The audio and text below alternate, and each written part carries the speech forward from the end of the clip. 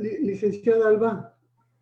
Si estoy entrando a Facebook Live, no te veo en este momento, pero ahorita déjame terminar la transmisión, la conexión con Facebook.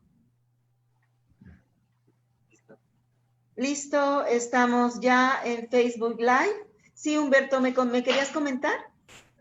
Sí, un pequeño detalle hacia el final del cierre para mencionar que hay una segunda parte de este foro de 3 conferencias más que se requieren para cerrar el ciclo completo.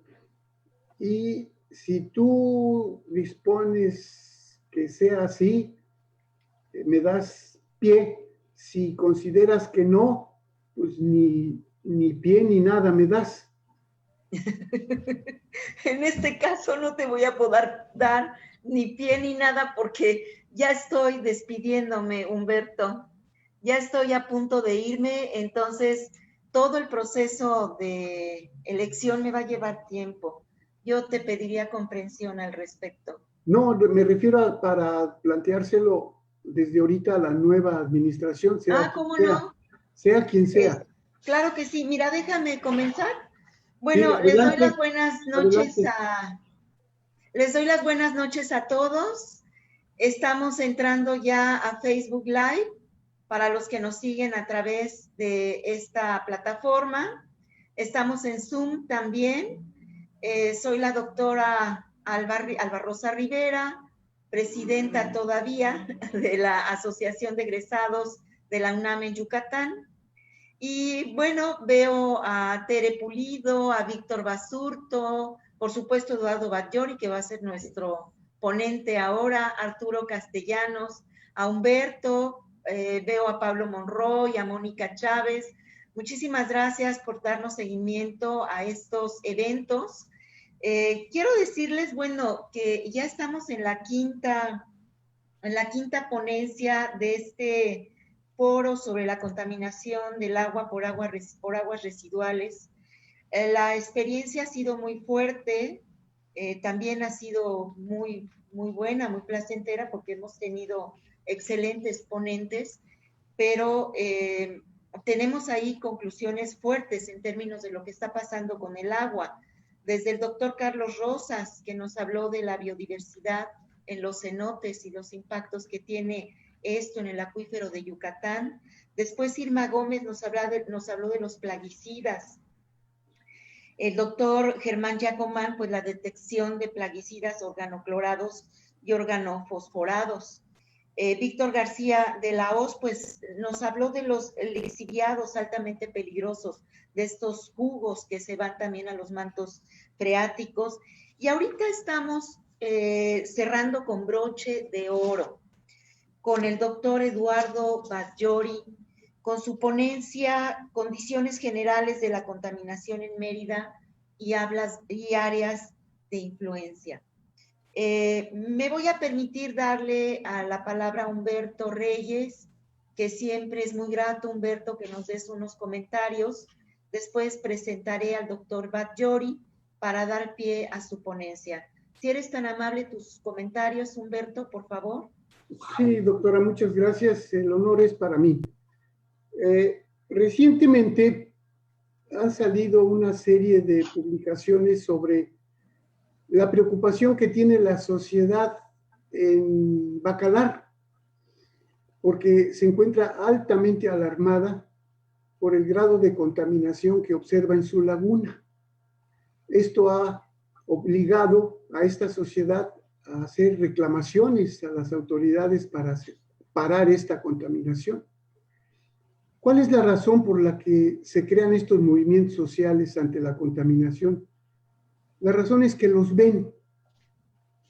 En cambio, nosotros que tenemos una población 40 o 50 veces más grande que Bacalar, no nos movemos porque no la vemos, pero tenemos la misma contaminación abajo. La diferencia es que nuestra laguna ni se llama Bacalar y está subacuática. Y nuestros ríos, pues tampoco tienen nombre, pero están abajo. Entonces es muy importante visibilizar esto que no vemos, ¿verdad?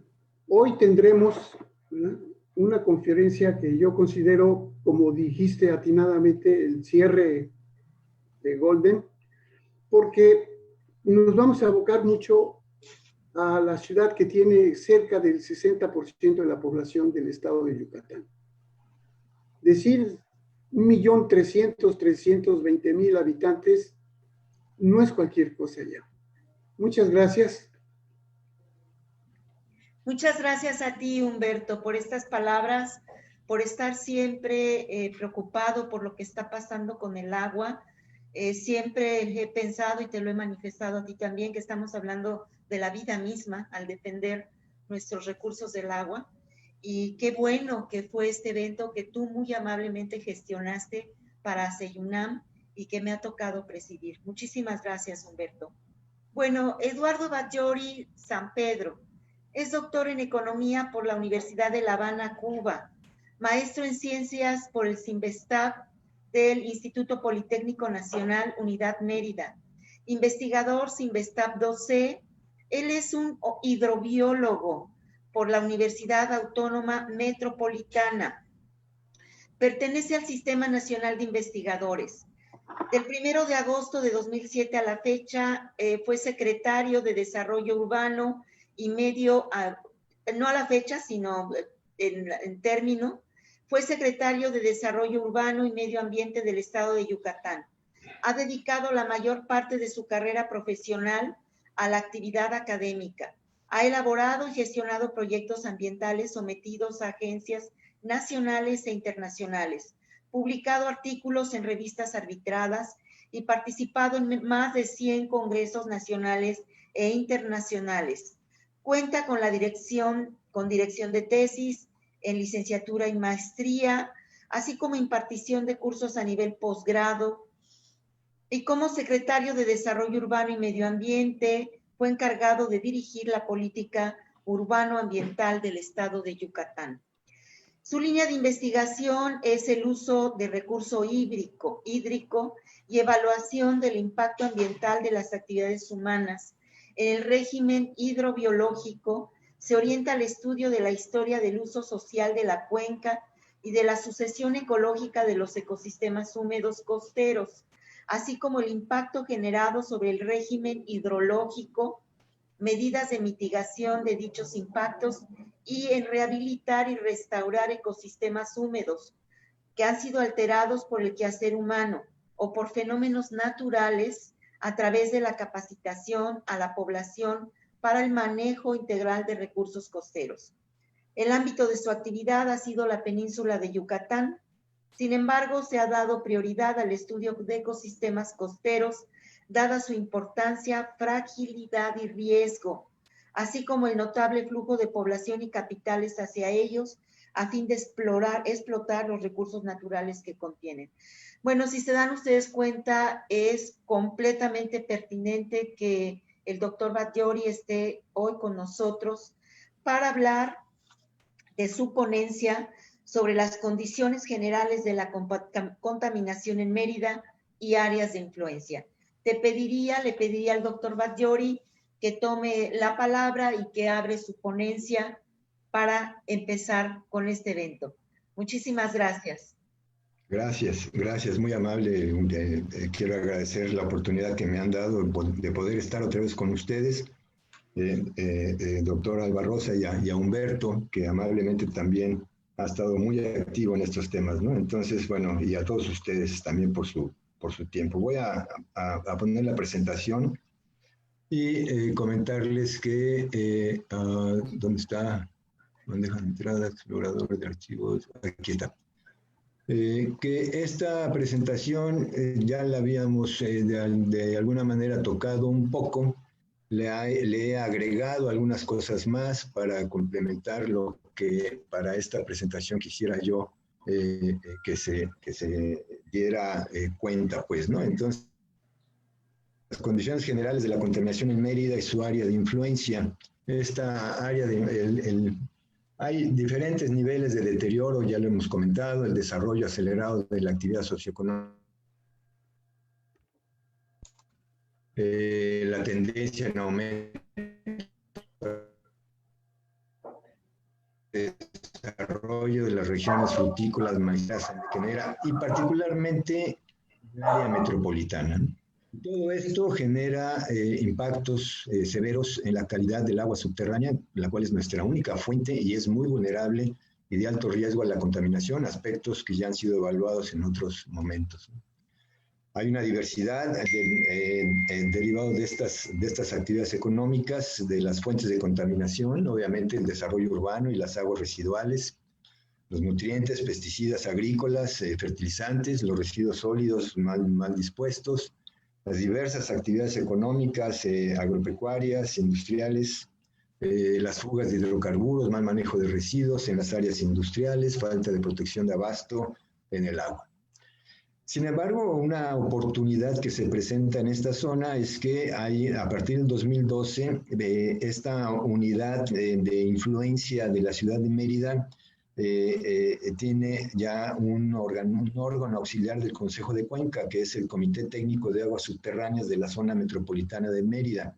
Y ahí se han ido desarrollando una serie de acciones con los usuarios del agua, las diferentes instancias de gobierno, la sociedad civil organizada, que han impulsado muchos proyectos que de alguna manera vamos a tocar también aquí en esta presentación. La península de Yucatán, si bien es un macizo calcáreo, no es homogéneo, hay una diversidad muy amplia de condiciones físico-geográficas que dan cuenta de la riqueza pues, de este ecosistema. Y aquí la zona del anillo de cenotes, que es nuestra área de influencia, ya tiene flujos preferenciales hacia las áreas costeras a través de este anillo en Silam y en Celestún, y flujos internos en la zona de tránsito que llevan hacia una zona de descarga que hoy por hoy pues hemos visto a través de los huracanes y las tormentas, la gran afluencia de agua dulce que está saliendo en la zona costera. Esta coordinación multilateral ha tratado de abordar temas de preservación del medio ambiente, control de la contaminación, manejo de energía, gestión ambiental y también evaluar los niveles de contaminación en el medio ambiente, en el suelo, agua, aire, y diseñar y aplicar procesos, productos y servicios que limpien, cuiden estos servicios ambientales desde esta visión multisectorial. Un área de interés es el saneamiento en los ámbitos en que se desarrolla la actividad humana y previene la aparición de enfermedades. Toda esta imagen que vemos aquí es la representación de los pozos registrados en el registro público del agua, en los diferentes usos agrícolas, pecuarios, urbanos, y se ve la cantidad enorme de pozos en el sitio. Y toda esta captación de agua también tiene el problema de ser vertida al mismo sitio de donde se está captando, ¿no? Entonces, esta gran cisterna que tenemos convirtiéndose en una gran letrina. Y cuando el agua no reúne estos requisitos de calidad, pues tenemos enfermedades de origen hídrico con una variedad muy importante y particularmente la amibiasis intestinal en más de 9,000 casos por 100,000 habitantes. Si bien en el 2010 el total de extracción concesionado que se presentaba era de alrededor de 2,770 millones de metros cúbicos al año a nivel peninsular, el 60% era fundamentalmente para la actividad agrícola y el uso múltiple, y una parte para el abastecimiento humano.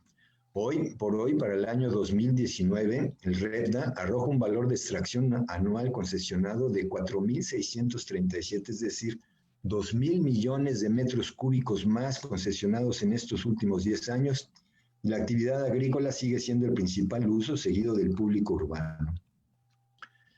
Y este riesgo inminente de vulnerabilidad específica por la contaminación derivada de estas actividades, junto con el mapa de vulnerabilidad, incluyendo las anomalías de Bouguer, pues da muy clara cuenta de esta zona geohidrológica del anillo de cenotes, con vulnerabilidades intrínsecas de muy alto, alto y medio, y vinculado al desarrollo metropolitano, urbano y agroindustrial. Hay una distribución espacial de la precipitación en donde se observan algunas áreas de gran recarga, como en el sur, poniente, hacia el sur y hacia el oriente, nororiente de la península de Yucatán, gran capacidad de evapotranspiración, y quedan zonas muy importantes que representan las áreas de recarga en el territorio. Pero hay un punto también muy importante, que es no solamente las características de la recarga se dan por la precipitación y la evaporación, sino la capacidad de retención e infiltración de los suelos, es decir, la vegetación con capacidad en el dosel de retener la precipitación y fomentar la escorrentía cortical o foliar, y la capacidad del suelo y la profundidad de las raíces para retener y evapotranspirar esta agua. Entonces, la capacidad de campo que tenemos en el sitio es un factor muy importante, aunque tenemos suelos muy delgados y en varios casos ya muy degradados. Y esto tiene implicaciones serias, dada la gran complejidad que se tiene en esta interfase tan fina de la zona de infiltración hacia el suelo y la percolación, cuando las aguas ya son más de tipo gravitacional y saturaron todos los poros que se encuentran, es cuando viene la infiltración y la percolación, y vemos cómo el efecto que tiene la precipitación y las elevaciones al manto freático que se presentan en el agua subterránea. Hay respuestas muy rápidas, por lo que la infiltración y todo lo que pongamos encima generará problemas de contaminación. Y así tenemos este mapa de recargas que podemos encontrar en la península de Yucatán, y el anillo de cenotes tiene su principal zona de recarga en el sur oriente del estado, la reserva geohidrológica, por ahí está pintada, y es por ahí, y es el anillo de cenotes el que regula los flujos, y lo que está entrando hacia el anillo de cenotes se va hacia la zona costera a través de Silán. Y de tal forma que encontramos entonces para el norte de Yucatán, que es el anillo de cenotes, recargas totales de más de 3.300 millones de metros cúbicos que se están infiltrando hacia el subsuelo. Y de aquí los valores de extracción, pues obviamente en este balance general, tanto en esta zona norte, es positivo, y la extracción representa el 17.4% de la recarga, y el restante queda para dilución y caudal ecológico, por ahora. De tal forma que con esta serie de características encontramos que nuestro manto freático pues está muy cercano a la zona terrestre. Las condiciones de la elevación del manto freático con respecto al terreno son las más bajas, por lo tanto las condiciones de vulnerabilidad son muy altas. Y esto tiene que ver con esta gran deforestación que se está generando. Los datos del 2000 al 2014 han generado problemas de deforestación muy importantes, pero aquí hay un punto particular que, además de la retención y la posibilidad de retener y mantener agua en su matriz, el otro problema es la defaunación que se presenta. Y esta defaunación, si bien ya se ha hablado del COVID-16 y su origen a través de los problemas de degradación, en el caso de esta zona metropolitana, en donde se pierden alrededor de 6.27 hectáreas por día para incrementar la frontera agrícola y urbana particularmente, generan esta pérdida de dilución de la fauna con la presencia de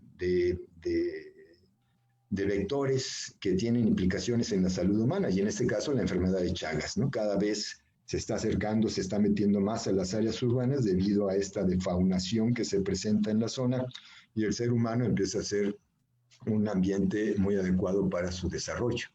Una enfermedad muy desatendida, lamentablemente, pero tiene un gran impacto, y principalmente dado por esta urbanización, como vemos en la ciudad de Mérida, primero muy compacta en su crecimiento, con densidades de 70.5 habitantes por hectáreas, y a partir de los 90, con todo este movimiento mercantilista, digamos, en el desarrollo de hacer ciudad, ¿no? Particularmente, ha disminuido la densidad habitacional, con esto se incrementan obviamente los costos en los servicios y dotación de bienes y servicios a la comunidad, pero también este proceso de deforestación y de faunación. Prácticamente 2 hectáreas al día en la ciudad de Mérida se están perdiendo, y esto implica, esta dispersión implica una motorización de 9.6 personas por automóvil en los 90s a 1.6 personas por automóvil en el 2013, y esto tiene un impacto muy importante en las concentraciones elevadas de gilenos, toluenos y bencenos, y que particularmente la población que se tiene que detener en el centro de la ciudad de Mérida respira cuando espera el camión en los paraderos, por ejemplo, ¿no? Y esta es la visión de la situación del sistema radial de rutas de transporte, y bueno, se han...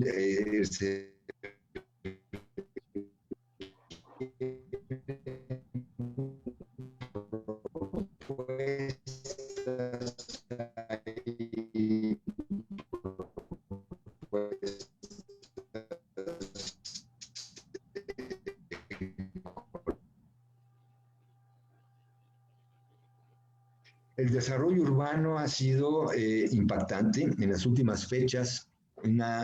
Si bien para el crecimiento, las tendencias de crecimiento al 2040 implicaban una necesidad de entre 4.000 y 8.000 hectáreas de terreno para la dotación de viviendas, la verdad es que ha habido un desarrollo inmobiliario muy desordenado en muchos de los casos, en donde se alcanzan alrededor de 15.000 viviendas, 15.000 hectáreas con más de 90.000 viviendas hasta el 2014, por ejemplo, ¿no? Entonces hay un crecimiento, y se da de esta manera, ¿no? Es un paisaje natural, entra la maquinaria, hay una destrucción y una deforestación total del sitio, hay una impermeabilización también total del sitio, y vemos la imagen de las viviendas ya construidas como almacenes para seres humanos que puedan llegar para descansar. Y vemos cómo los efectos de este crecimiento y la aplicación de los reglamentos en cuanto a la colocación pluviales cada 300 metros cuadrados, etcétera, la verdad es que no se cuida la topografía, y esto es un tema que constantemente se discutió mucho. Cómo cuidar no solamente la rentabilidad del negocio, de la vivienda, digamos, pero sí el cuidado, al menos, de los valores topográficos que permitan ubicar correctamente todos estos pozos pluviales que encontramos, porque después de las primeras lluvias, en el lado derecho, vemos cómo queda minado el territorio por la cantidad de encharcamientos que se presentan. Y esto, además del mal manejo de las aguas pluviales, que tiene que ver con las viviendas, ¿no? Que muchas viviendas también impermeabilizan, le ponen cemento a los patios, y todos los encharcamientos que se dan en los alrededores, en donde lo más evidente pues son las zonas inundables en las áreas urbanas, fundamentalmente, y esto se resuelve con este tipo de sistemas, los pozos areneros, zanjas colectoras, pozos colectores profundos, etcétera. Y aquí estamos en una impermeabilización generalizada del territorio, es una perforación, un trabajo de minería, en donde encontramos macropozos, pozos colectores, pozos profundos, colectores, en fin, en donde los valores o los sistemas en el sector 1 al 9, que fue los que hemos podido conseguir, tenemos más de 40.000, casi 50.000 pozos pluviales distribuidos en todo el área. Y esto pues tiene implicaciones serias en la salud, dado que, de un lado, hay muchos pozos que se tienen para la dotación de agua potable, no solamente la Mérida 1 en Costal, la Mérida 4 en Uxcum, y la Mérida 2 y la Mérida 3, sino que al interior de la ciudad de Mérida hay pozos de captación para dotar de agua a muchas de las localidades. También en materia de servicios para hoteles, para restaurantes. Y lo que vemos es que en un radio de 50 metros hay concentraciones muy fuertes, muy grandes de estos pozos colectores, y los arrastres pluviales de las heces fecales de los perros, de las ratas, de los organismos, de toda la contaminación a grasas, aceites, etcétera, van a dar a estos pozos pluviales, y ahí, en muchos de los casos, a menos de 50 metros, tenemos cantidades fuertes de pozos pluviales que van a contaminar las áreas aledañas de las zonas de captación, y esto genera también todos estos pozos. Se han visto en estudios que son criaderos de mosquitos, el Aedes aegypti, y si bien se hacen los trabajos de descacharrización, todo este trabajo de fumigar o todos estos sistemas pluviales, que son más de 80,000, en donde la gran mayoría son positivos a los criaderos, y esto tiene que ver con el dengue, el Zika y el chikungunya. Se han hecho algunas propuestas en materia de biología que tiene que ver con el manejo, obviamente, de la topografía para poder generar jardines de lluvia y que haya infiltraciones suaves hacia el territorio y incrementar la permeabilidad del territorio a través del uso de adocretos o adopastos que permitan una filtración y una limpieza de las aguas pluviales que van hacia el interior. Esta imagen de Mérida, si bien las descargas pluviales son temporales, hay una descarga permanente que está infiltrándose al territorio de las aguas de captación para agua potable para la población, en la Mérida 1, por ejemplo, en Costal, en donde esta infiltración permanente, esta recarga permanente ha generado un domo que incrementa el riesgo en los tiempos de secas, en donde se pueden presentar reversiones de corrientes y caídas de la tabla de agua y empezar a captar, o por la posibilidad de empezar a captar aguas contaminadas para dotar a la población con procesos en donde lo principal es la cloración. Ya hemos visto que la gran cantidad de usuarios, son más de 300,000 viviendas que existen en la ciudad de Mérida. Un gran porcentaje de estas viviendas tienen sumideros, ni siquiera una fosa séptica, ni siquiera un biodigestor, es un hoyo que conecta directamente hacia el manto freático, generando serios problemas de contaminación y de fecalización en el territorio. Hay algunas plantas de tratamiento del 2007, 2018, alrededor de 30 plantas de tratamiento, lamentablemente pequeñas, vinculadas a los desarrollos inmobiliarios nuevos. Sin embargo, se ha visto el color verdecito, marca la presencia de sumideros en la región del centro. Es un área de fuerte contaminación que hay. En el sur también hay este problema. Y no solamente aquí en esta zona, sino en los pueblos del interior. Si no es fecalismo al aire libre, al menos son sumideros en la gran mayoría de las comunidades y de los pueblos de todos los municipios, y particularmente los que están aledaños en la zona de influencia de la ciudad.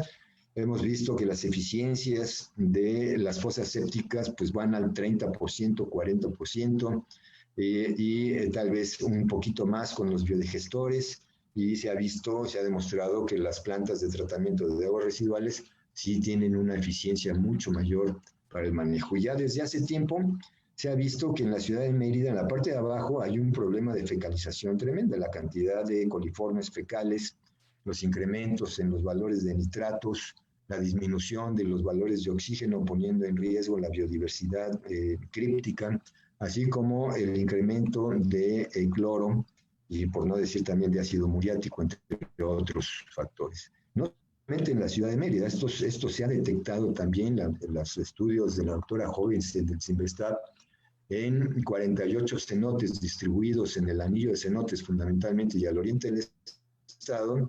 Se ha detectado contaminación fecal en todo, la presencia de Escherichia coli, así como coliformes fecales, generando y haciendo evidente pues que esto particularmente en estos cenotes que se están utilizando como centros turísticos recreacionales, debieran de tener algunos programas de monitoreo para empezar a controlar este tipo de problemas. Y no solamente la fecalización, sino la presencia de virus como los norovirus o el adenovirus humano, también se ha detectado y tienen una patogenidad amplia.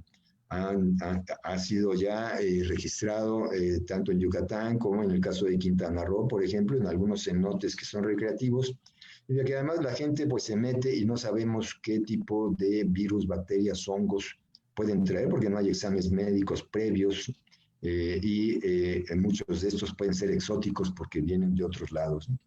También los trabajos de la doctora Árcega Cabrera con la presencia de esteroles y esteroles fecales a lo largo del anillo de cenotes también da cuenta de la fecalización que presenta ya las aguas subterráneas en una superficie ya bastante amplia, y vemos cómo estos en el alrededor del anillo de cenotes se van concentrando y van creciendo hacia las orillas, hacia Chitlán, hacia Celestún, y esto tiene implicaciones bastante serias a las descargas que pueda haber hacia el mar en muchas de nuestra costa. Y vemos también que la presencia bacteriológica, esta vez, bueno, se ve aquí los niveles del manto freático a través del Cristóbal primero, después la tormenta Gama, Eta, Teta, los huracanes que se han presentado, elevaciones de más de 5 metros sobre el nivel medio del mar de las aguas subterráneas, es decir, la inundación presente no es producto de la precipitación, es producto del afloramiento del manto freático cargado de todos estos contaminantes que están vertidos en su interior. Y vemos cómo en los casos de los huracanes, con estas grandes recargas, la calidad de agua subterránea se ve sumamente comprometida, ¿no? Entonces, lo que vemos hoy por hoy de zonas inundadas, pues son aguas residuales de la ciudad. Aquí valdría la pena mencionar que durante la época de gobierno municipal del actual gobernador Mauricio Vila, se hizo un proyecto para el drenaje de la ciudad de Mérida, particularmente empezando en el área de Francisco Montejo y el fraccionamiento Juan Pablo II. Y la idea era poner ya todo un sistema de drenaje de alcantarillado con plantas de tratamiento de 250 o 500 litros por segundo para poder empezar a limpiar y sanear todo nuestro manto freático. Esto, el Plan Estatal de Desarrollo establece como prioridad el invertir en infraestructura para el saneamiento, y ojalá en el presupuesto de egresos del Estado que se ha mandado a la Cámara de Diputados, pues incluyan ya poder empezar con las tecnologías actuales de las zanjadoras el proceso de saneamiento a estos niveles que requiere la ciudad. Esto preocupa porque en muchos de los casos, muchos municipios de la región pueden pasar hasta más de 22 semanas sin clorar el agua, ¿no? Y algunos de ellos dentro del anillo cenotes particularmente, y esto pone en grave riesgo a la población que utiliza esta agua para su desarrollo. Entonces, aquí sería ya empezar a considerar la creación de una autoridad metropolitana del agua como un órgano operador de una alianza intermunicipal que atienda de manera integral los municipios de Progreso, Ucú, Humán, Canacín y Mérida. Japay lo hacen muy limitadamente, pues habría que ver también la constitucionalidad de la Japay. Pero esta alianza intermunicipal pudiera empujar hacia una resolución más efectiva de manera generalizada y no como hoy se está dando, en donde unos tienen más y otros tienen menos, ¿no? Del mismo modo, se requiere crear un instituto o comisión estatal del agua para apoyar a los municipios en la gestión del sistema de agua potable y alcantarillado, los pozos hidroagrícolas, que es un tema que también constantemente se están abriendo pozos, y sistemas de tratamiento de aguas residuales. Los residuos sólidos urbanos, bueno, el caso de los sitios de disposición, ya hemos también platicado un poco, algunos han presentado. Los conductos de las aguas subterráneas van hacia el noroeste en el caso de Mérida, pero vemos en los sistemas de pozos que se abrieron ahí los problemas de contaminación de lixiviados, de metales pesados, que llegan ya no solamente a la superficie del agua subterránea en estas gráficas, subterráneas caminando hacia el noroeste, generando problemas de contaminación y disminuyendo de las localidades que están en su camino, ¿no? Esto tiene que ver también con el derecho humano al agua en calidad y cantidad. Lo mismo sucede con los lodos de fosas sépticas y aguas de Nixtamal, que fuera de Mérida, que existe una planta de tratamiento en Susula, que se construyó y se cerraron las del exbasurero, en los municipios del interior y de las áreas aledañas, pues se depositan en los lugares, en las azcaveras o en los bancos de materiales abandonados, generando un problema de contaminación también importante, y considerando que ya más de cerca de 1.500 metros cúbicos seguramente o más es lo que se está desarrollando en la zona. Sin embargo, si bien está esta planta de fosas sépticas y aguas de nixtamal, hay un problema también con las aguas que contienen grandes cantidades de grasa derivados de las áreas de las plantas industriales de producción de alimentos, que no entran en estas plantas y que hoy por hoy pues no hay una solución adecuada y se andan depositando pues en cualquier zascadera que se encuentran. Entonces, la restauración, el saneamiento y el puesto en valor de estos sistemas y la construcción y el mantenimiento de los rellenos sanitarios que se tienen en la región metropolitana es fundamental para lograr el saneamiento y evitar esta contaminación tan fuerte de lixiviados. Tal vez algunas visiones regionales para atender, porque hay municipios que no cuentan con capital, con experiencia, con capacidades técnicas, humanas, económicas, financieras, y cada 3 años es empezar de cero y no hay una acumulación de experiencia. Entonces, la necesidad de hacer los reciclamientos o generar energía a través de termofusión, pero un punto importante es la creación de composta. La composta resulta ser fundamental, particularmente porque tenemos suelos con grandes pérdidas y degradación en materia de nutrimientos, pero también hay pérdidas físicas del suelo, es decir, la roca prácticamente aflorada, y esto disminuye también la capacidad y la calidad, así como la producción agrícola en nuestro estado. Tenemos un problema también de la contaminación derivada de la actividad industrial, tricloroetano, tricloroeteno, tetracloruros de carbono, altamente contaminante y que generan daños a la salud humana. Estas concentraciones se incrementan durante la temporada de lluvias y puede ser un indicador de que estos solventes se quedan en el suelo y en la zona badosa, y después cuando llueve meten toda la contaminación hacia el interior, ¿no? Y problemas de contaminación de plomo, de cadmio, de cromo, de hierro, de arsénico, que superan en mucho las normas oficiales mexicanas.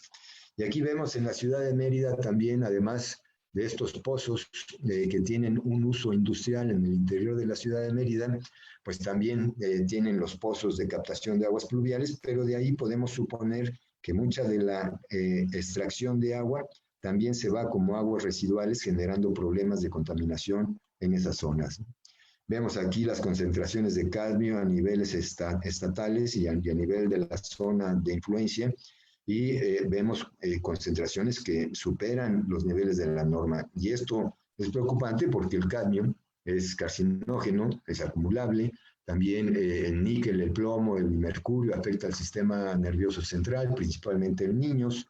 Y esto tiene una característica importante. Se han hecho trabajos, la doctora Arcega Cabrera ha hecho muestras en orina y en sangre en niños, en cerca de 100 niños en el área de Mérida, y más del 25% presentaron mercurio en las muestras de orina con valores por encima de lo recomendado.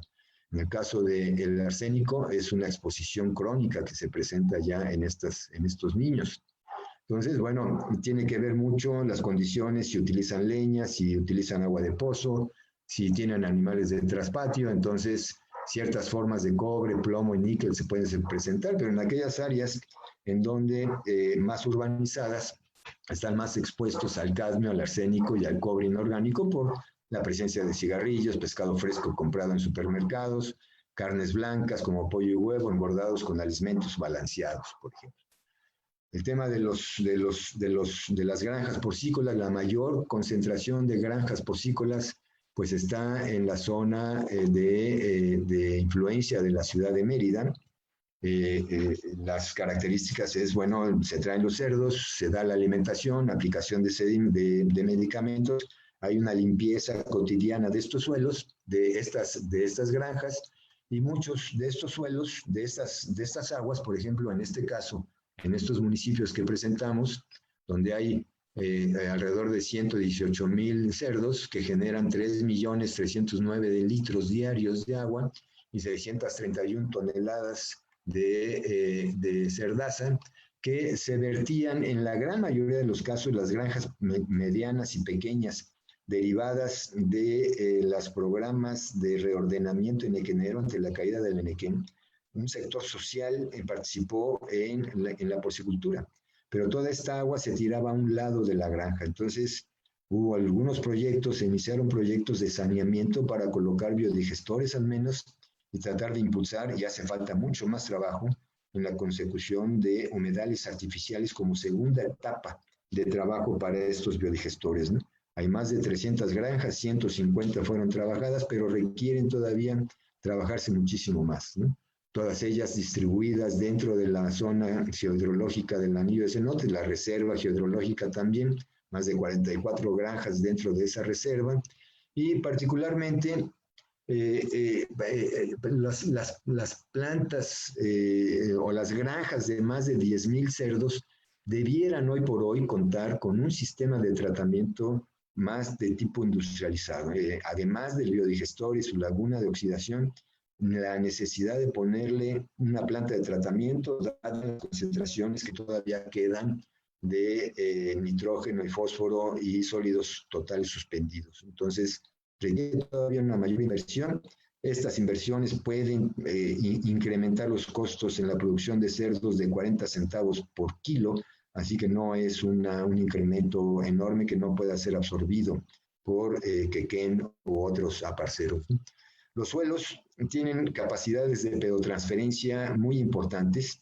Lamentablemente los leptosoles, las lencinas y los litosoles son muy delgados, pero tienen una gran capacidad para mineralizar el carbón.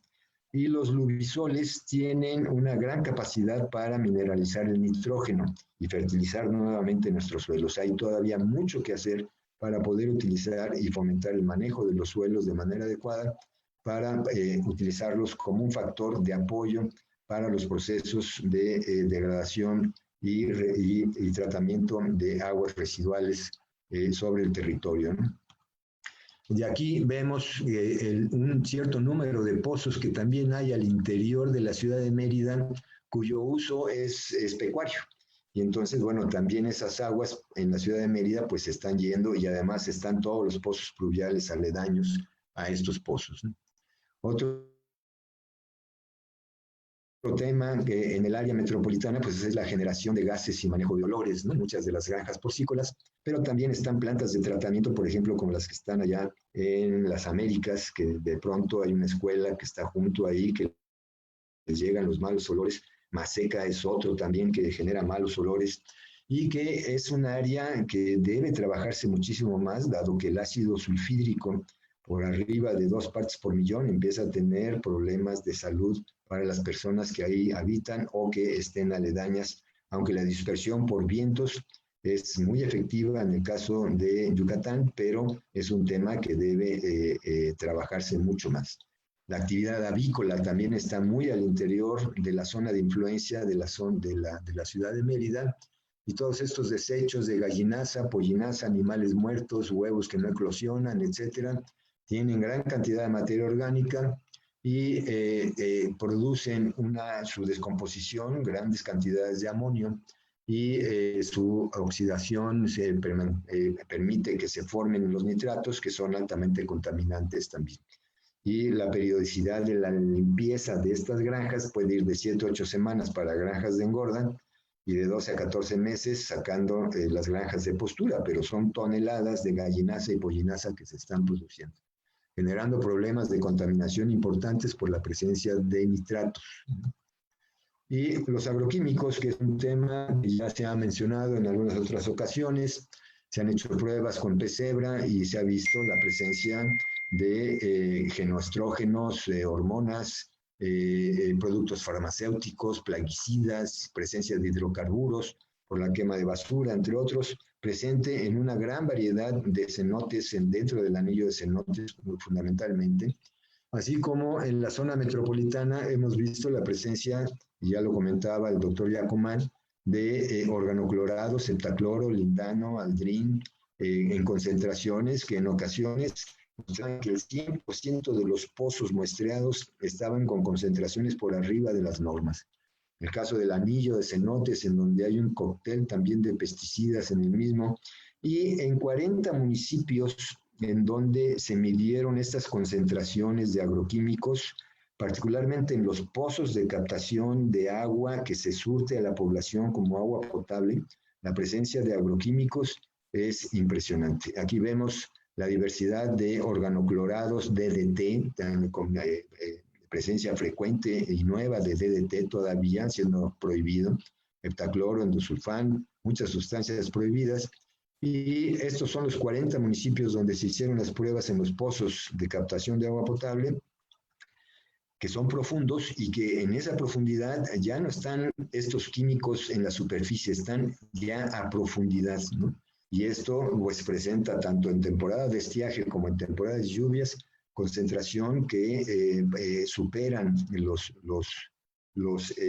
las normas oficiales mexicanas. El glifosato es otro de los agroquímicos que es probable cancerígeno, ya decretado de esa manera, pero que se utiliza cotidianamente. Se han hecho estudios y se ven las presencias ya en algunas áreas, en las zonas costeras también, que está emergiendo, en el caso del río Lagarto, Silam de Bravo, y en muestras de orina y de sangre en mujeres y hombres, en el caso de Jopelchen, se ha podido detectar la presencia de este fuerte contaminante.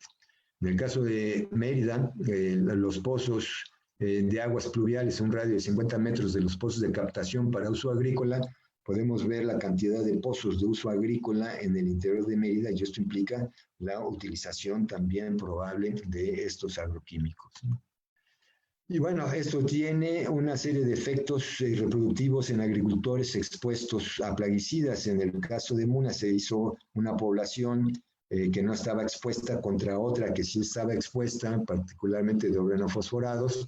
Y lo que se encuentra es que, bueno, en ambos casos no hay diferencias significativas en cuanto al número de embarazos o el rango de embarazos con respecto al número de mujeres. En lo que sí hay diferencias importantes es que los que han estado expuestos a los agroquímicos presentan un mayor número de abortos, como partos prematuros también, y problemas en la calidad del semen y anormalidades en la cabeza de los espermatozoides, que tienen implicaciones importantes. Y además, ya lo hemos comentado, que en mujeres con cáncer cervicuterino y mamario, en su sangre hay un cóctel enorme de pesticidas que superan las normas oficiales, y esto propicia pues las condiciones de acidez en el cuerpo y de cáncer. Pero un punto importante es que en la leche materna hay un cóctel de pesticidas, y aquí la falta de comunicación entre Zagarpa, Desarrollo Rural y Salud, porque Salud promueve la lactancia. Y si tenemos concentraciones de agroquímicos tan fuertes en la leche materna, pues los problemas de cáncer en niños y en todos en general, pues, desarrollos cognitivos, psicológicos, etcétera, el desarrollo de los órganos sexuales, disruptores endocrinos, leucemias, linfomas de no-Hodgkins, entre otros, en adolescentes, en niños, es cada vez más importante. Y aquí vemos la ciudad de Mérida como una de las presencias de casos más importantes, y esto nada más es en el Hospital Orán. No tengo los datos del Seguro Social y de otros hospitales que también tienen servicios oncológicos, ¿no? Y las defunciones por el cáncer de mama y el cáncer de cervicuterino, pues en el caso de Mérida son los más abundantes.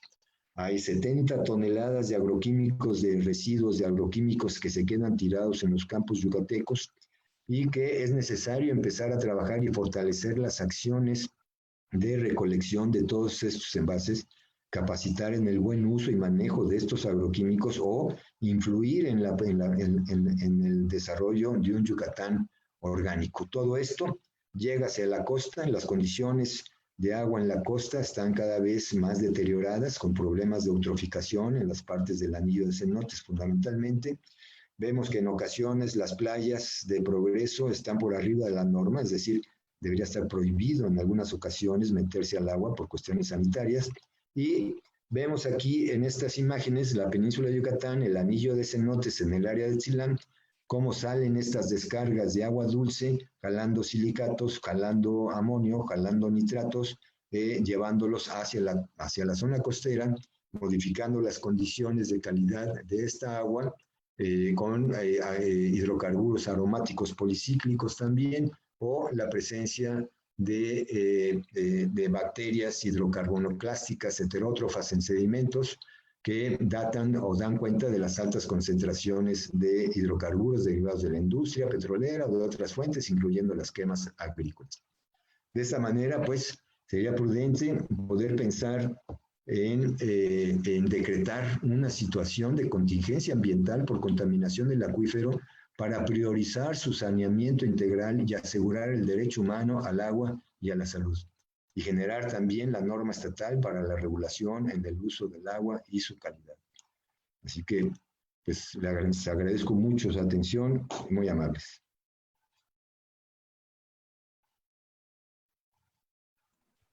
Muchísimas gracias, Eduardo, por esta ponencia magistral que nos has dado. Pues hay consideraciones aquí de política pública en cuanto al agua que tú has mencionado. Si quieres, quitamos tu ponencia para poder dar paso a preguntas. Mencionaste el uso del agua en la agricultura, que es casi el 60%. Sí. Y yo había visto que la producción de caña de azúcar es una de las que tienen más uso de agua. Ahora que está de moda la diabetes, pues tendríamos que pensar como consumidores qué estamos consumiendo, como empresas, qué se está produciendo.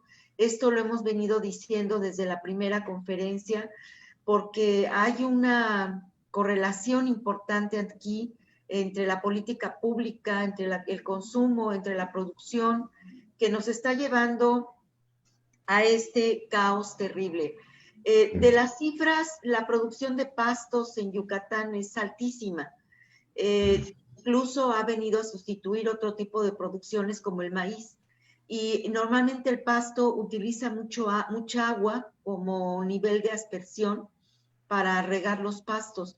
Estos pastos son los que van a alimentar gran parte del ganado que luego produce la carne.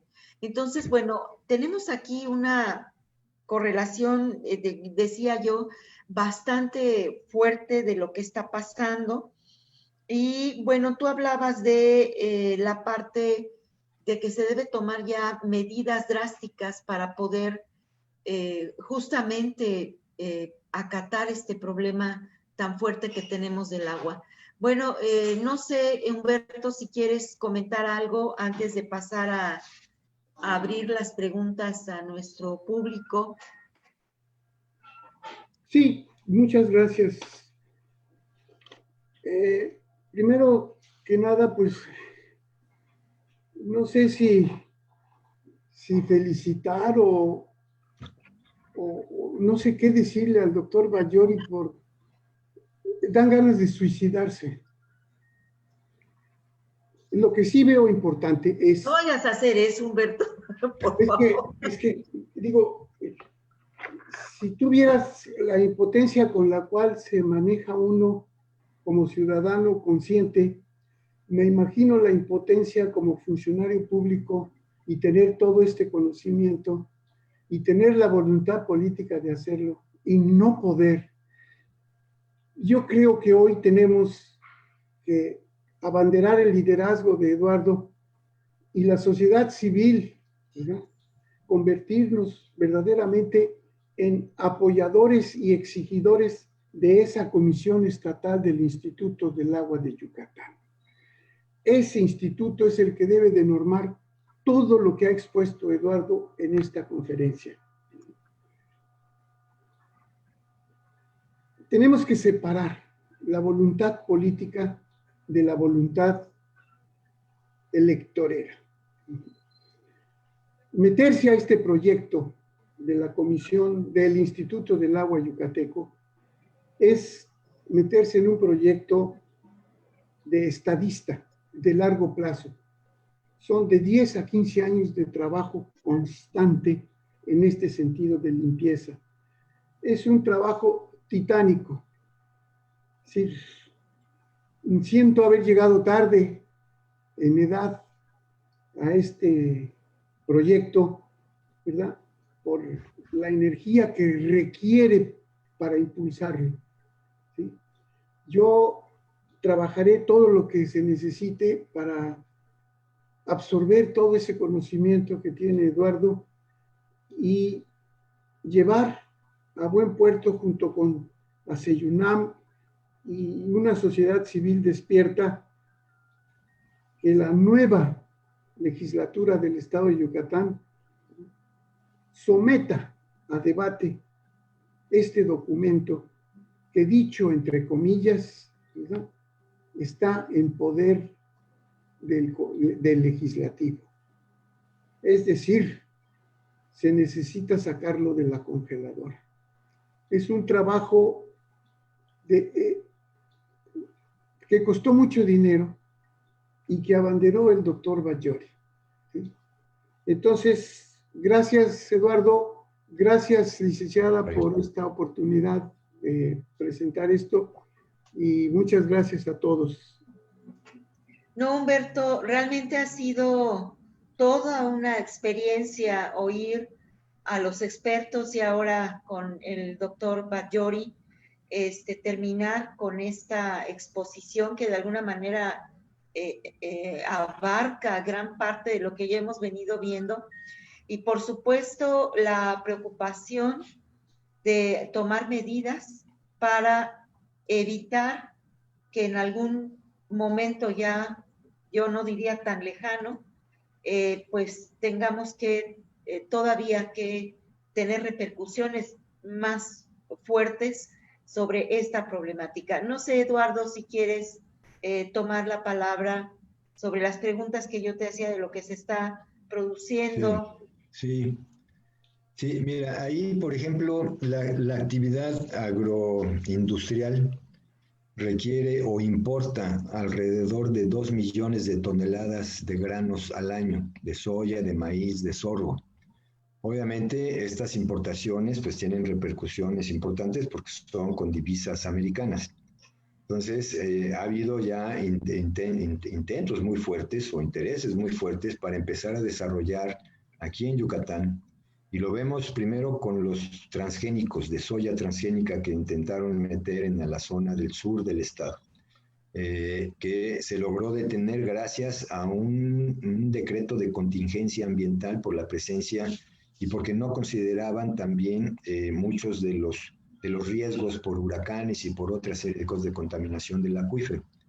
Creo que hoy por hoy, y entiendo de repente al doctor Toledo, ¿no? Su sensación que ha de haber tenido cuando se enfrentó a estos intereses fácticos que hay en cuanto a los aspectos agrícolas de producción. Y en el caso de Yucatán, pues no somos ajenos, ¿no? Hay una Secretaría de Economía que fomenta enormemente estas actividades y que poder romper con esas inercias y poder generar que la ocupación agrícola del territorio sea más para la producción de alimentos de tipo orgánico, que se puede hacer y que es necesario por las características de Yucatán, y que las actividades agroindustriales pues asuman los costos y puedan importar los alimentos que requieran para su desarrollo y no compita pues esta producción de alimentos para el ser humano con respecto a la producción de alimentos para la carne, ¿no? Y poder levantar nuevamente aquel decreto que se hizo en el 2017 para fortalecer la zona milpera y el área de influencia, que tiene mucho que ver además con los derechos de las comunidades indígenas, pues, y su proceso de desarrollo, y quitarles esta criminalización por el uso de recursos. Pero allá hay un tema también fundamental de apoyo, de reconversión productiva, que además lo establece el programa de ordenamiento ecológico a nivel nacional, ¿no? Y el estatal. Entonces, bueno, creo que aquí este punto es fundamental y dejar que los programas peso a peso, por ejemplo, regalen agroquímicos a las comunidades si no los van a capacitar para su uso, por ejemplo, ¿no? Y vincular a las técnicas agropecuarias con las señoras que están produciendo hortalizas para generar productos y microempresas con estos jóvenes que están saliendo para la producción de sustancias orgánicas y controles biológicos para plagas. En fin, creo que ahí hay un área de oportunidad, pero requiere la voluntad política para la coordinación intersecretarial, que eso a veces es muy difícil lograr, ¿no? No se escucha A este respecto, Eduardo, en una de las conferencias, me parece que fue la del doctor Rosas, hablábamos de las plantas de tratamiento, que en realidad las plantas de tratamiento no están funcionando en Mérida. Es decir, que se llevan todo lo que recolectan de las fosas sépticas y lamentablemente no van a resolver un problema eficiente que tendría ya que serlo en términos de tratamiento. Aquí, ¿cuál sería la opción? Tener varias plantas de tratamiento, no nada más en Mérida, sino en el resto del estado, ¿no? Sí, ahí yo creo que la planeación para hacer ciudad es un tema importante, ¿no? Porque hoy por hoy los fraccionamientos salen como hongos por varios lados. Entonces, cuando son fraccionamientos grandes, un cierto número de viviendas se les piden plantas de tratamiento, pero son plantas de tratamiento de 3, de 4, de 5 litros por segundo. Entonces, tienen muy poca capacidad y tienen un costo muy elevado en su operación y se deja a que la tecnología la escoja el desarrollador. Entonces hay de chile, dulce y cacahuate. Entonces la idea es, bueno, ¿por dónde va el crecimiento?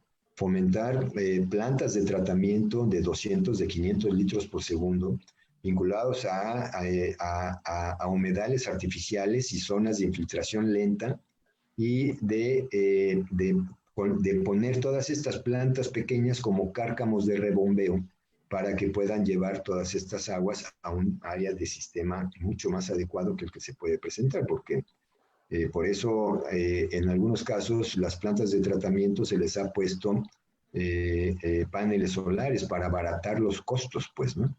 Porque operan con números rojos, ¿no? Entonces, ahí hay también una cuestión en donde se manda un mensaje muy equivocado porque todas aquellas viviendas que están conectados a plantas de tratamiento para garantizar un buen manejo del agua, pagan el 50% más del consumo, mientras que aquellas casas que tienen sumideros solamente pagan el consumo. Entonces se premia al que está contaminando y se castiga al que está optando por una opción viable, pues, de tratamiento, ¿no? Una planta bien manejada puede limpiar muy bien el agua, pero cuando se abandona, como el caso de la planta de tratamiento que está en Flamboyanes o la que te vas a Canacín, los municipios no quieren agarrar las plantas de tratamiento, no tienen capacidades técnicas, humanas, administrativas para agarrar estas plantas, quedan abandonadas y se vuelve un problema. Te puedes ir allá por Humán, también hay algunas plantas municipales que no están funcionando adecuadamente. La parte de del agua, que no tenemos drenaje en Mérida, yo veo que tenemos un suelo que no permitiría la entrada de drenaje, ¿no? Por la gran cantidad de piedra de esta que tú hablabas, cárstica. ¿Cuál sería entonces la opción? ¿Las plantas de tratamiento Mira, tendrían? anteriormente abrir una zanja implicaba meter dinamita, ¿no? Por eso el bomba, ¿no? Y cúbrete, porque, o barreta. Entonces era bastante difícil meter.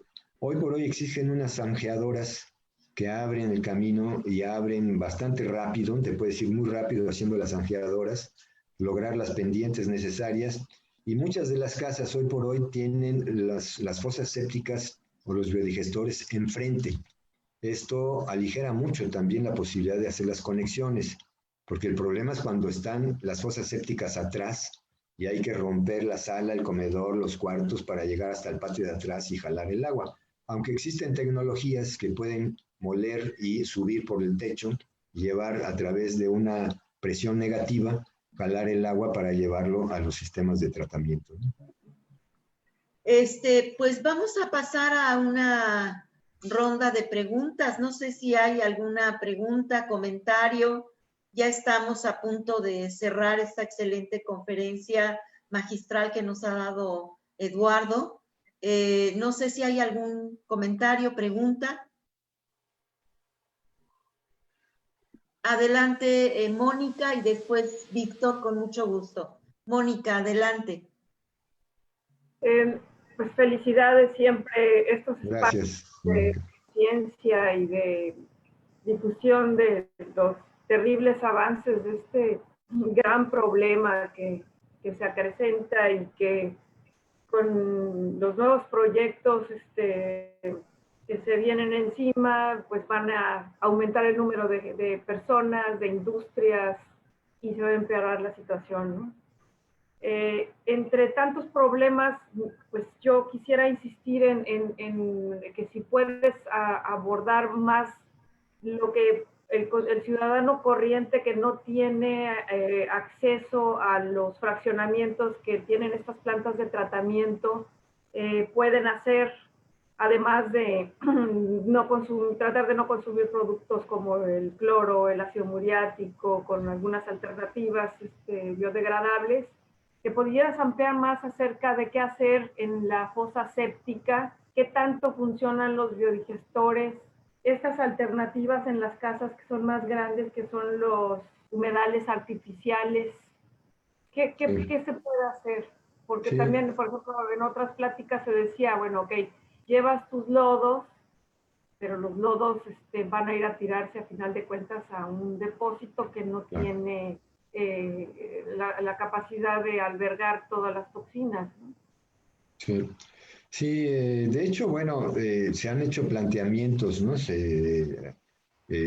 Por ejemplo, poder trabajar en el centro. Aquí hay un área de oportunidad para todos los jóvenes que están en las diversas universidades, que están cursando ingeniería ambiental o ingeniería sanitaria. Pero requiere también la voluntad del gobierno del Estado para implementar un proyecto que permita ir a estas áreas, a estas casas en el centro, por ejemplo, con los centros de manzana, negociar con todos los propietarios de predios y poder poner sistemas colectivos al centro de la manzana y que de ahí confluyan y poder impulsar, pues en principio pueden ser biodigestores, ¿no? Que funcionan un poco mejor, pero más que meterlos a un pozo de absorción, sería meterlos a un pequeño humedal artificial, ¿no? Que permita también una infiltración lenta hacia el subsuelo y los excedentes poderlos vertir después de este humedal o esta zona o esta cama de infiltración suave hacia un pozo de excedentes, por ejemplo, ¿no? De tal forma que pudiera minimizar y darle un tratamiento secundario a través de la filtración en el suelo y la captación de nutrientes de las plantas que pudiera sembrar ahí, sin que el agua aflore, digamos, que sea subterráneo, pues, ¿no? O subacuático. Y no vas a tener presencia de moscas, no tienes presencia de moscos. Hay prácticas ya de humedales artificiales, por ejemplo, en Campeche, que están vinculados a fraccionamientos y que se disponen en las áreas verdes, en los parques, o en las áreas verdes que se dejan en los fraccionamientos, y quedan como jardines, ¿no? Con una diversidad de plantas, ganas diversidad, y vas viendo cómo el agua se va limpiando y sale con una calidad que puede cumplir los aspectos de la norma oficial mexicana, y esa agua puede servir para riego, ¿no? Eventualmente. Entonces, el uso, el reuso es fundamental, evitar que las aguas vayan al subsuelo rápidamente, quitar los sumideros, ¿no? Quitar aquellos pozos antiguos en el centro, que hoy por hoy son los sumideros que por ahí se avientan estas aguas, y trabajar con los jóvenes para que vayan generando sus microempresas y ganando experiencia. Y lo mismo en el interior del estado, pues, ¿no? No es nada más poner un baño con un biodigestor y les pones un pozo, o a veces ni el pozo le ponen, lo ponen así por allá, y debiera vincularse muchas veces la cultura, por los baños secos que se construyen, no hay cultura, los rotoplas quedan vendidos por otro lado. Hay mucho trabajo que hacer en las áreas rurales para que pueda haber aceptación de muchos de los sistemas de tratamiento que se están poniendo, aunque es una ganancia de no tener nada a tener un biodigestor. Bueno, el biodigestor es factible con una jardinera, ¿no? O con un humedal que permita una infiltración mucho más suave. Es decir, podría ser como siempre una estrategia comunal de organización vecinal. Puede ser el punto de lanza que empecemos nosotros como ciudadanos y con eso empujar y obligar al gobierno a apoyar estos mecanismos para contribuir a este tipo de soluciones. Sí. Pero a mí me sigue quedando en el aire cómo hacerle en mi casa. ¿Tú podrías, o un equipo de personas, hacer otra plática que sea de orientación de qué hacer? Sí, podríamos tratar de verlo. De hecho, se quedó la propuesta ahí en Japay para que de la fosa séptica o del biodigestor, fundamentalmente biodigestor, aunque hay otras fosas sépticas ya un poco más mejoradas, poderles poner estos campos de infiltración, estos humedales artificiales, ya sea destapados o tapados, ¿no? Y que se puedan construir desde la perspectiva comunitaria. Si tú tienes tu casa, tienes tu biodigestor, bueno, poder tener, por ejemplo, con recursos que pudiera tener esta autoridad metropolitana del agua, cobrándole a aquellos que tienen sumideros o fosas sépticas contaminando, hacer un fondo peso a peso con el gobierno del estado y poder apoyar a la construcción de colocación de biodigestores y la colocación de estas áreas de infiltración para que se limpie muchísimo más el agua y no llegue con los niveles de contaminación. Yo creo que eso se puede hacer a nivel de familia, pues, pero puede tener un costo, no sé, un rotoplas, cuánto estará costando, más el compañero albañil, entonces puede salir unos 8 o 10 mil pesos, tal vez hacer los arreglos correspondientes, ¿no? No, más caro, el puro biodigestor está en 10,000 pesos. Sí, por ejemplo, ¿no? Más aparte hay que abrir un hueco amplio, y la mano de obra. Entonces también generar, por eso es que la participación comunitaria puede contribuir a facilitar este proceso. Yo creo que, como en todo, lo colectivo es lo que nos va a salvar de muchos problemas. Volver a impulsar la colaboración de varias personas. Un crítico que se ha ido rompiendo, de manera activa, ¿no? O pasiva, pero sí, las personas ya no trabajan de manera colectiva, ¿no? Hay un individualismo y un productivismo galopante, pues, que rompe con los procesos comunitarios, ¿no? Muy fuertes. Muchas gracias, Eduardo. Víctor. Sí, gracias. Doctor, muchas felicidades otra vez. Gracias, y muchas gracias, como siempre. Un gusto poder escucharte.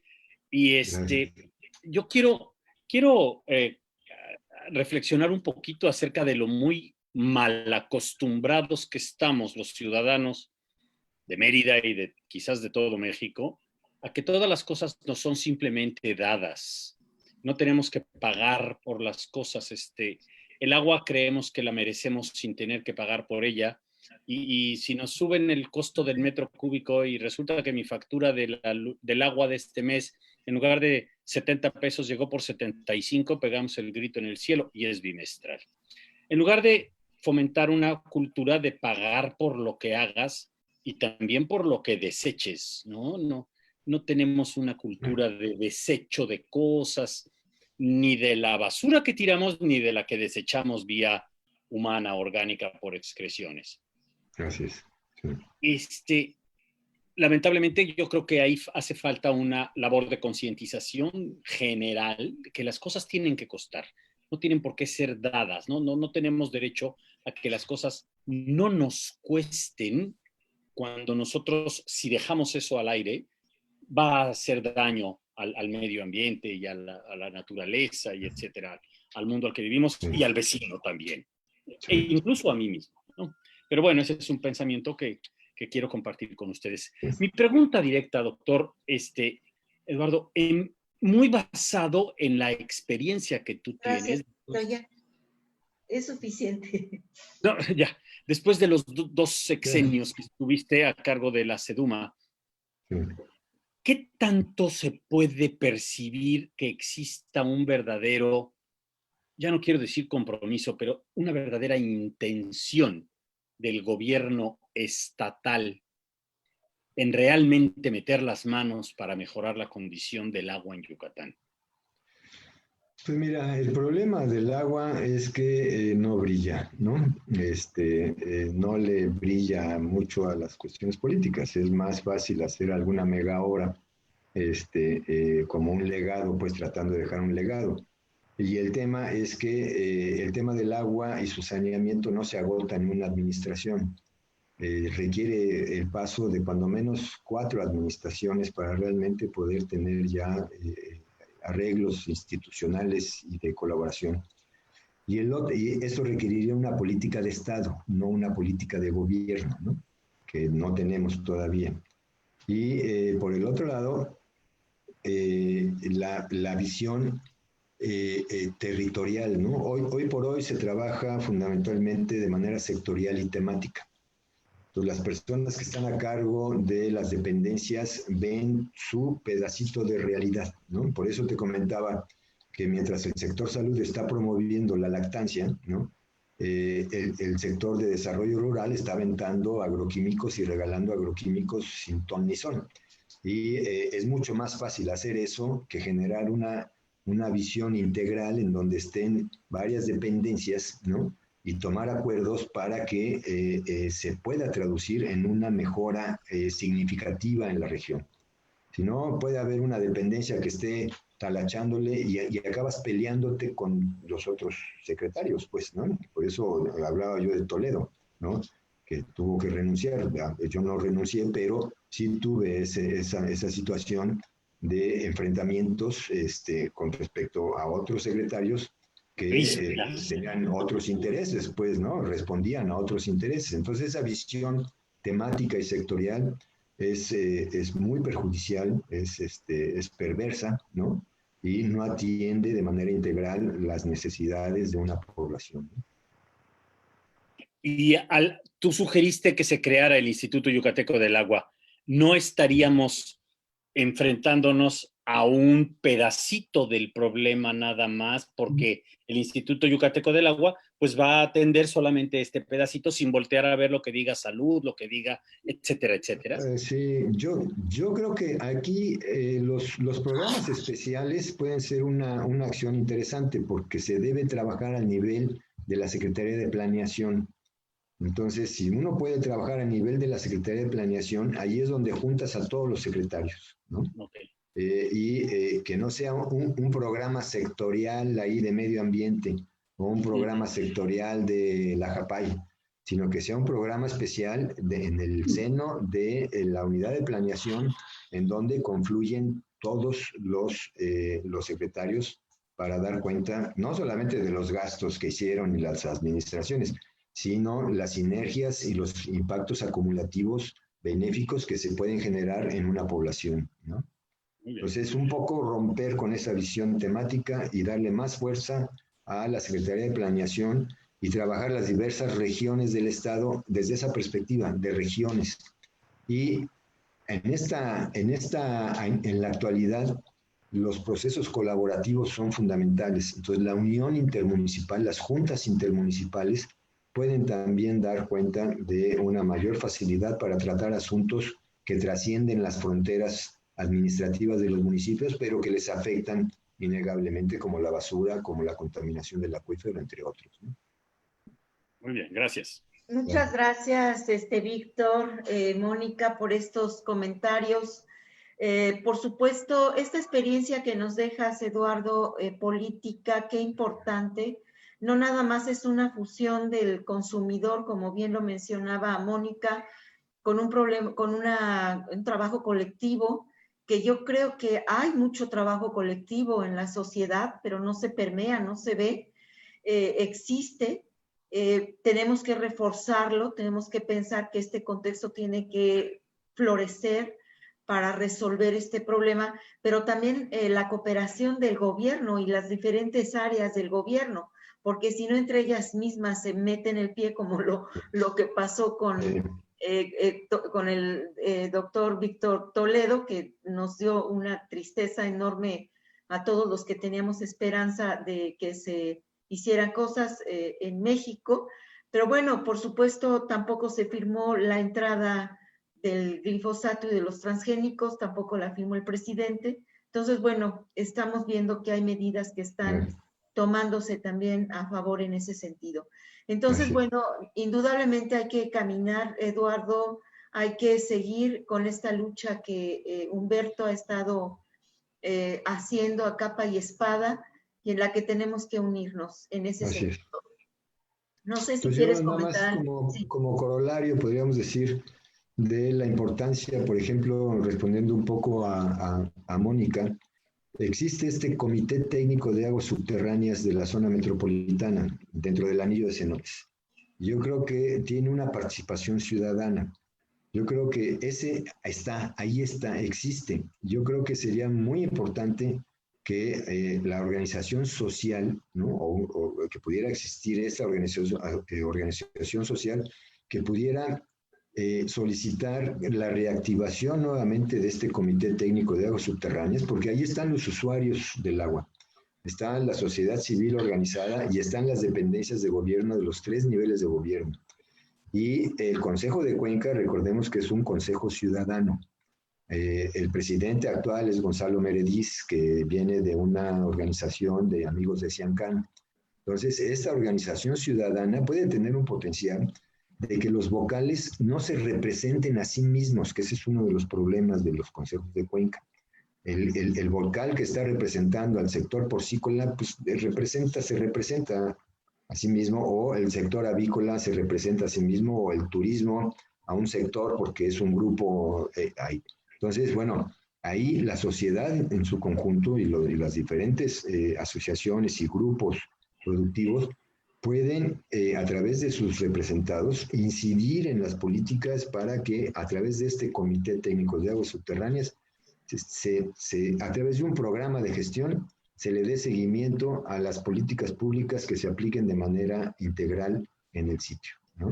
Esa puede ser una puerta que hoy por hoy está abierta y que, sin embargo, puede estar a punto de ser cerrada si no apoyamos su existencia, ¿no? O su permanencia en el caso. Excelente, Eduardo. Humberto, estamos ya cerrando. Mira, si quieres hacer un comentario ya final. Efectivamente, durante los 10 últimos años se tienen perfectamente elaborados los diagnósticos. Se tienen los efectos que causan estas contaminaciones. Se tienen los impactos que provocan. Y lo más importante, se tienen las soluciones. Tenemos, y hablo en plural, porque involucro a toda la ciencia, la UADY, el CINVESTAP, la UNAM, etcétera, etcétera, se tiene diagnóstico, impacto, efecto y soluciones. ¿Qué es lo que falta? Voluntad política y recursos programados, etiquetados año con año, para llevar a cabo las soluciones que hombres como Batllori han puesto sobre la mesa junto con otros investigadores. No hay nada que investigar. No intentemos descubrir el hilo negro. Todo está diagnosticado en los 10 últimos años de investigación en Yucatán. Laura, ¿levantas la mano? Sí, adelante. Doctor, muchas felicidades, doctor Eduardo. Y, yo sí estoy bien preocupada desde que llegué aquí porque me enteré que no había.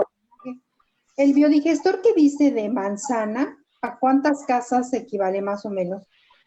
Pues depende del tamaño del biodigestor, pero digamos que una manzana del centro, en donde, que además hay una pérdida de arbolado terrible en el centro, ¿no? En estos centros de manzana.